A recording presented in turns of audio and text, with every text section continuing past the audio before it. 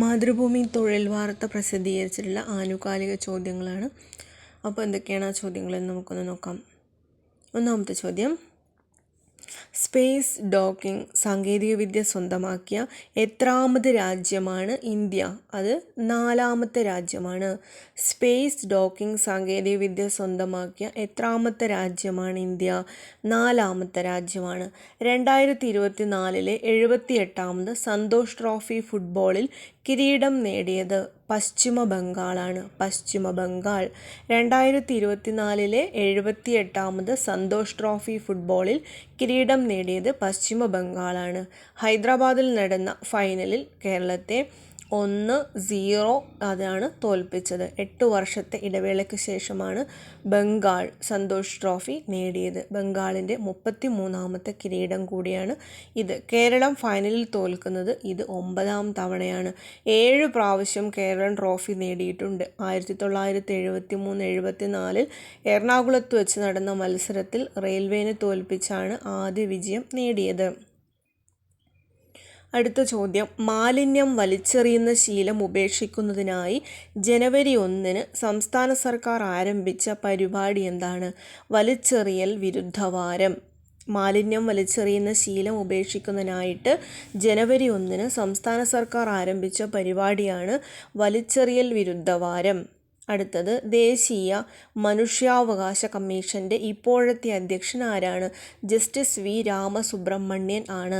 ദേശീയ മനുഷ്യാവകാശ കമ്മീഷൻ്റെ ഇപ്പോഴത്തെ അധ്യക്ഷനാണ് justice V Ramasubramanian. 2024 December 30 Tamil Nadu സ്വദേശിയായ രാമസുബ്രഹ്മണ്യൻ അധ്യക്ഷനായി ചുമതലയേറ്റു. ജസ്റ്റിസ് അരുൺ മിശ്രയുടെ കാലാവധി 2024 ജൂൺ 1 അവസാനിച്ചതു മുതൽ അധ്യക്ഷ പദവി ഒഴിഞ്ഞുകിടക്കുകയായിരുന്നു.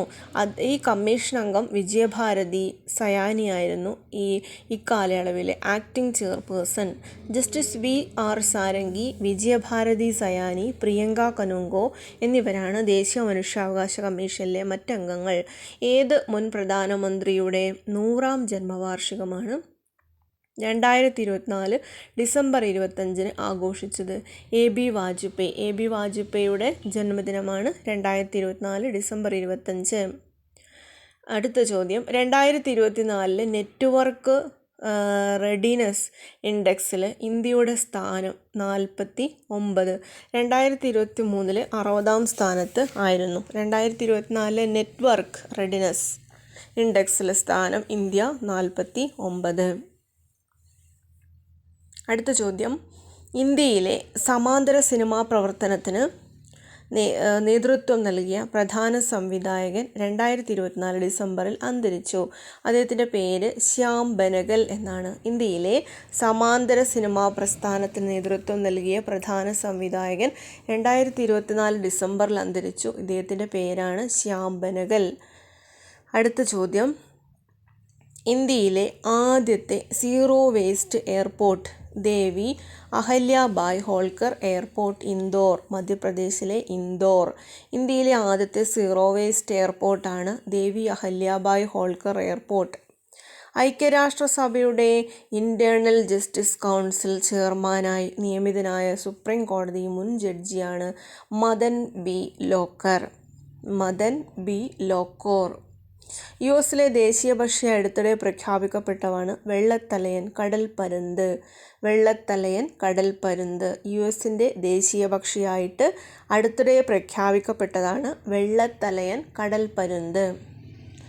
അടുത്തത്, സൂര്യൻ്റെ ഏറ്റവും അടുത്തെത്തുന്ന മനുഷ്യനിർമ്മിത വസ്തുവെന്ന നേട്ടം അടുത്തിടെ സ്വന്തമാക്കിയത് നാസയുടെ സൗരദൗത്യം. അതിൻ്റെ പേരാണ് പാർക്കർ സോളാർ പ്രോബ്. സൂര്യൻ്റെ ഏറ്റവും അടുത്തെത്തുന്ന മനുഷ്യനിർമ്മിത വസ്തു എന്ന നേട്ടം സ്വന്തമാക്കിയതാണ് പാർക്കർ സോളാർ പ്രോബ്.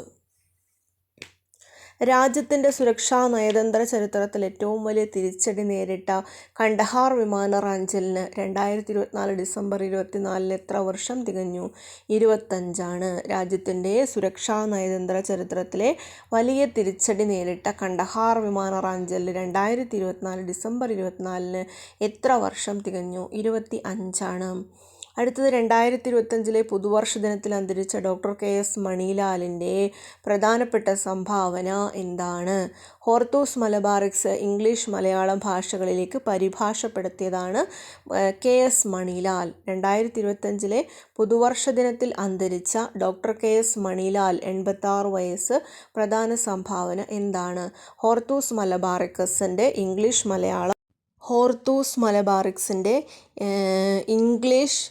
മലയാളം പതിപ്പ് തയ്യാറാക്കിയതാണ്. കേരളത്തിലെ സസ്യസമ്പത്തിനെക്കുറിച്ച് 17-ാം നൂറ്റാണ്ടിൽ ഡച്ചുകാർ ലത്തീൻ ഭാഷയിൽ രചിച്ച കൃതിയാണ് ഹോർത്തൂസ് മലബാറിക്കസ്. മണിലാൽ തയ്യാറാക്കിയ ഒരു വ്യാഖ്യാന സംഹിതയുള്ള ഹോർത്തൂസ് മലബാറിക്സിൻ്റെ ഇംഗ്ലീഷ് പതിപ്പ് 2003 മലയാളം പതിപ്പ് 2008 കേരള സർവകലാശാല പ്രസിദ്ധീകരിച്ചത്. 19 സസ്യങ്ങളെ ശാസ്ത്രലോകത്തിന് പരിചയപ്പെടുത്തി. 4 ഇനങ്ങൾ അദ്ദേഹത്തിൻ്റെ പേരിൽ അറിയപ്പെടുന്നു. നെതർലാൻഡ് സർക്കാരിൻ്റെ ഉന്നത സിവിലിയൻ ബഹുമതിയായ officer of the order of orange ലഭിച്ച ആദ്യത്തെ ഏഷ്യക്കാരൻ കൂടിയാണ് ഇദ്ദേഹം.